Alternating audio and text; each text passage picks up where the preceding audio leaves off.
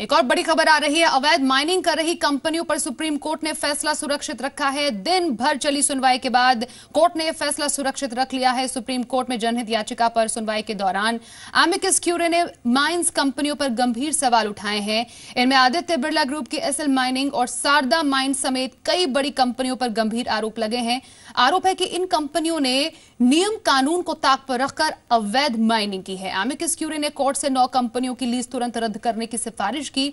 इनमें शारदा माइंस और iron mines समेत कई दूसरी कंपनियां भी शामिल हैं और सुप्रीम कोर्ट के निर्देश पर अवैध माइनिंग के मामले में सेंट्रल एम्पावर्ड कमेटी का गठन भी किया गया था, जिसकी रिपोर्ट को आधार बनाकर एमिकस क्यूरे ने इन कंपनियों की लीज रद्द करने की मांग की। साथ ही सीईसी की रिपोर्ट के मुताबिक करीब 17,000 करोड़ रुपए की अवैध माइनिंग हुई है। साथ ही सीईसी ने कंपनियों से इस रकम का 30% यानी करीब 5,100 करोड़ रुपए वसूलने की सिफारिश की है। मेरे सहयोगी असीम ही इस पूरी खबर पर और जानकारी के लिए जुड़ गए हैं। असीम, आज कोर्ट में क्या कुछ हुआ? सुप्रीम कोर्ट ने जो ये बात कही है, किन तथ्यों के आधार पर कही है? देखिए, इलीगल माइनिंग को लेकर के कॉमन कॉज ने पिटीशन जो है वो सुप्रीम कोर्ट में दायर की थी। उनका कहना था कि कंपनियों की लीज जो है वो काफ़ी लंबे से एक्सपायर हो चुकी है, लेकिन फिर भी वो माइनिंग जो है वो कर रही हैं।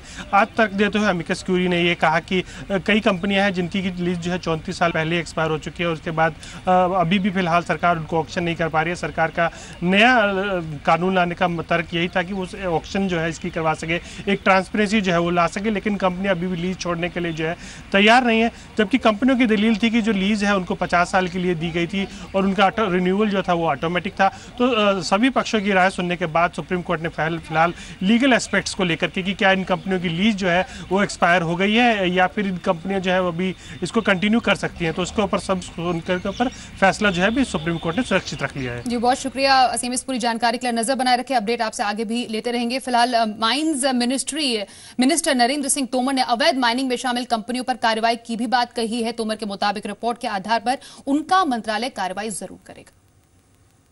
ये देखिए, दरअसल क्या है कि इस प्रकार के जब भी कोई निर्णय आते हैं तो मंत्रालय उसका अध्ययन करता है और जो कानून के अंतर्गत कार्रवाई अपेक्षित होती है उस दिशा में आगे बढ़ता है।